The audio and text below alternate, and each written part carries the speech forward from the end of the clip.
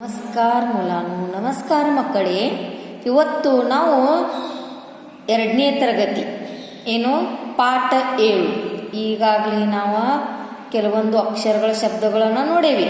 ಈಗ ಏನು ಮಾಡೋಣಪ್ಪ ಅಂದ್ರೆ ಇನ್ನು 4 अक्षरಗಳ ಏನ ಪರಿಚಯ म्हणजे 4 अक्षरांचं ओळख. बघा हे स्वरामधलं ओ आहे, लहान ओ, ह औ आणि छ.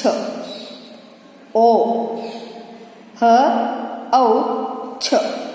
आता हे चित्र पाहिल्यानंतर ಈ ಚಿತ್ರಗಳನ್ನು ನೋಡಿದ ನಂತರ ಗೊತ್ತಾಗದ ಇದ್ಯಾವ चित्र आहे, ಇದು म्हणजे कुठलं चित्र आहे तुम्हाला ओळखतात. हे हे हे आणि हे. आता ह्याला माहिती आहे तुम्हाला मराठीमध्ये काय म्हणतात, पण कन्नडमध्ये काय म्हणतात ते सांगतो. ओणमर आहे ना, ओण ओ न मर म्हणजे वाळलेलं झाड. ह हय हय ಅಂದ್ರೆ कुदुरे. हय म्हणजे घोडा. कन्नडमध्ये हय आणि कुदुरे 2 नाव आहेत. मराठीत म्हणजे काय म्हणतात असा कुदुरे. औतण म्हणजे कुठंतरी वन डे ट्रिप काढतासा की जाऊन तिथं, किंवा तुम्हीच मैत्रिणी मित्रमैत्रिणी जाऊन संध्याकाळी कुठंतरी जातासा फिरायला जाऊया म्हणून. एक मठ असते म्हणा, तिथं जाऊन तुम्ही काय करतासा, कायतर प्रत्येक जण एक व्हरायटी घेऊन येतासा. ಏನರ ಒಂದು व्हरायटी ತರ್ತೀರಿ, ಊಟ ಮಾಡಿ ಮಾಡ್ತೀರಿ. ಹಂಗೆ ಔತಣ ಎಲ್ಲ काय म्हणतात ಔತಣ. ಇದು छग म्हणजे शेळी. शेळी काय शेळी म्हणता असं बघा मराठीमध्ये, तुम्ही ओळखते चित्र ओळखा.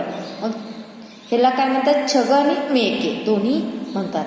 आता त्या ಅಕ್ಷರಾंचंच आता पुढे बघा ಅವ ಅಕ್ಷರಗಳ ಪರಿಚಯ ಇದಾವೆ. ಏನು ಪರಿಚಯ ಅವ ಅದಾವ ನೋಡ್ರಿ. ಓ ಅ ಔ ಛ, ಓ ಹ ಔ ಛ. ಇದನ್ನು ಯಾವ ರೀತಿ बरेಬೇಕು, कुठल्या पद्धतीनं लिहायचं आहे आपण इथे पाहूया. हे बघा ओ असं ह्याच्यावरती गिरवायचं. हे बघा इथं दाखवलेलंच आहे चिन्ह. हे बघा इथं असं, त्यानंतर असं, त्यानंतर असं.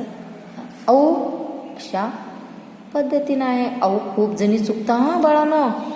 हे असं करून असं, मग हे असं येते, कळलं.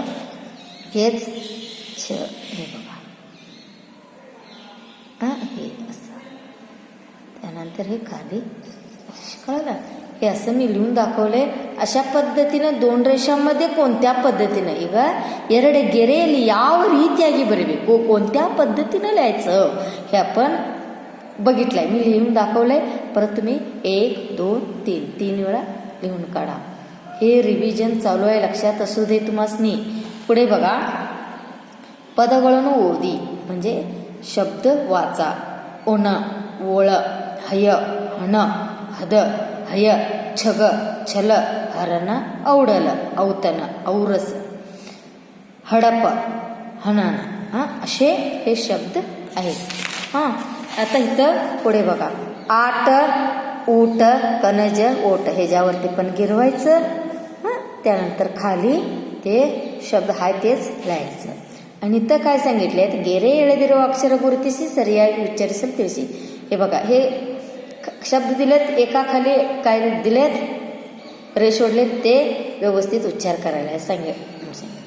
हय हय हाय ह छ ओ औ. आता ह्या 4 अक्षरापासून झालेले शब्दरचना माहिती आहे की नाही. हण बरोबर आहे, छल ओण ओळ हरण औरस औतन औडल. म्हणजे हे जी शब्द कसं तयार होत्या. हच हण, छच छल, ओच वण, ओच ओळ, हच हरण, औच औरस, औ औतन औ औडल अशा पद्धती. आता हे शिकलेलीच काय आहे तुमचे पहिल्या धड्यापासून 7व्या धड्यापर्यंतचे हे आतापर्यंत शिकलेले अक्षर आहेत. ಈಗ 1ನೇ ಪಾಠದಿಂದ ಹಿಡ್ಕೊಂಡು ಯಾವುದು 7ನೇ ಪಾಠದವರೆಗೆ ಕಲಿತಂತಹ ಅಕ್ಷರಗಳು. ಇನ್ನು ಇಲ್ಲಿ ಕೆಲವೊಂದು ಶಬ್ದಗಳಿದಾವೆ. ರಮಣ म्हणजे ಯುವ ಅಕ್ಷರಗಳಿಂದ ಏನೇನು ತಯಾರಾಗಿದಾವೆ ನೋಡ್ರಿ. ರಮಣ ಉದಯ ಸಮಯ ಅಜಯ ಸಮರ ಪಯಣ ಐದಳ ಜಗಳ ಸಲಗ ಜನನ ಓರಣ ವಚನ ಅಗಸ एकदळ मदगज वनमर सरळ तबल ऐदळ दसर पयन दरग दमन भवन नगर ईन ऊट कमल ಆಗಸ ಔತನ ಚರಕ ಔಷಧ ಪಟ್ಟಪಟ ಅರಸ ಉದರ ರಮಣ ಕಳಸ ಗರಗಸ ಚಪ್ಪಲ ಚರಣ ಲವಣ ಚರಕ ಹಯ ಗಮಕ ಆಲಯ ಈಗ बन ईन ऊट ऊम सरसर ओलग. हे काय आहेत शब्द लिहिलेलं आहे. हे परत रिव्हिजन चालू आहे, लक्षात असू दे. हे काय करा, शब्द तुम्ही पुस्तकामध्ये पण लिहायचं आणि कशामध्ये वहीमध्ये पण एकदा लिहून काढायचं. धन्यवाद.